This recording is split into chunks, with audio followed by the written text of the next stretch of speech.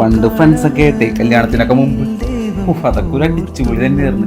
കാലത്തെ ചായ കുടിയൊക്കെ കഴിഞ്ഞിട്ട് ഞങ്ങൾ എല്ലാ കൂട്ടുകാരും പേരും കൂടി ഇറക്കണം ഓരോ പറമ്പുകളിലോട്ട് വല്ലവർക്ക്. അവിടെ നിന്നുള്ള മാങ്ങ പൊട്ടിക്കലും ചാമ്പൊക്കെ പൊട്ടിച്ച് തിന്നലും പിന്നെ വല്ലവരും പറമ്പിൽ പോയിട്ട് തേങ്ങ പൊട്ടിച്ച് അത് വിൽക്കലും. മോഷണം ഞങ്ങളുടെ നാട്ടിൽ ഇതിനൊക്കെ മോഷണം എന്നാണ് പറയാം. നിങ്ങളുടെ എങ്ങനെയായിരുന്നു പണ്ട് കൂട്ടുകാർത്തിമാരായിട്ടൊക്കെ ഉള്ള എൻജോയ്മെന്റ്? അതെങ്ങനെയായിരുന്നു? എവിടെയെങ്കിലും കുത്തിയിരുന്ന് വല്ല മാലരുമേ മംഗള വായിച്ചിരിക്കും. ചായ എന്നൊക്കെ പറഞ്ഞ പണ്ട് കൂട്ടുകാരന്മാരുള്ള സമയത്ത് ചായ കുടിക്കണമെന്ന് തോന്നിയില്ല. ഒറ്റ മൈൻഡ് ഒറ്റ പോക്കാണ് വണ്ടി എടുത്ത് എറണാകുളത്തോട്ടൊക്കെ 10-35 കിലോമീറ്റർ ചായ കുടിച്ചിട്ട് ഇങ്ങനെ തിരിച്ചു. ചായ കുടിയൊക്കെയാണ് ചായ കുടിക്കാൻ 30-35 കിലോമീറ്റർ ഒരു പ്രശ്നമല്ല. ഒറ്റ മൈൻഡ് ഇതിന് പ്രാന്തുണ്ടാ പിന്നെ ചായ കുടിക്കാൻ പോലോ. ഞാൻ റെഡിയാണ്. ഒറ്റ മൈൻഡ് നമുക്ക് ഇപ്പൊ പോവാ.